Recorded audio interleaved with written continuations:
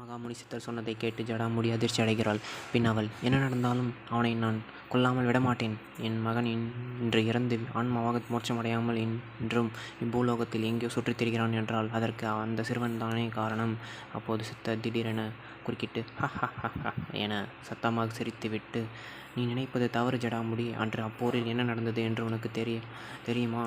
கணேஷ் ஒரு பக்கமும் ஜெய் ஒரு பக்கமும் நின்று போரிட மற்றவர்களுடன் உதவியாக.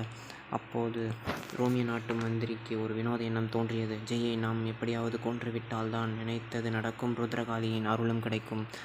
அதற்காக அவன் தீட்டிய திட்டம் தான் கணேஷை வைத்து ஜெயை போரில் கொன்றுவிடுவது. அதற்காக அந்த மந்திரி தன்னுடைய வசிய மந்திரத்தால் கணேஷை தன் வசப்படுத்தினான். பின் உன் மகனை கணேஷ் கொன்றான். புரிந்துகொள் ஜடாமுடி. கணேஷும் ஜெயும் சிறுவயதிலிருந்தே மிகவும் நெருங்கிய நண்பர்கள். ஒரு நண்பன் எப்போதும் தன்னுடைய நெருங்கிய நண்பனை கொல்ல வேண்டும் என்று நினைக்க மாட்டான். கணேஷ் வெறும் அம்புதான். உன் மகனை கொலையும் செய்துவிட்டு இப்போது உன் மகன் ஆவியாக சுற்றித் திரிவதற்கும் இப்பூலோகத்தில் முக்கிய காரணமே அந்த ரோமிய நாட்டு மந்திரி தான். பின் ஜடாமுடி, அவனை தான் நான் அன்றே கொன்றுவிட்டேனே. பின் சித்தர் குறுக்கிட்டு, ஆம், எனக்கு தெரியும், நீ அன்றே அவனை கொன்றுவிட்டாய் கூறிய வாளால். ஆனால் இறந்து போனது அந்த இடத்தில் அவன் உடல் மட்டுமே. அவன் ஆன்மா கூடுவிட்டு கூடு பாய்ந்துள்ளது. அந்த மந்திரி இன்னும் உயிரோடு தான் இருக்கிறான். அதுவும் உன் மகன் இறந்த பின் ஜெய் உடலில் அந்த மந்திரியின் ஆன்மா இருக்கிறது. அவன் உன்னை கொல்வதற்காக இப்போது ருத்ரகாளி கோவிலில் தவம் செய்து கொண்டிருக்கிறான். அந்த காளி தெய்வத்தின் சக்தி மிகவும் அசாத்தியமானது.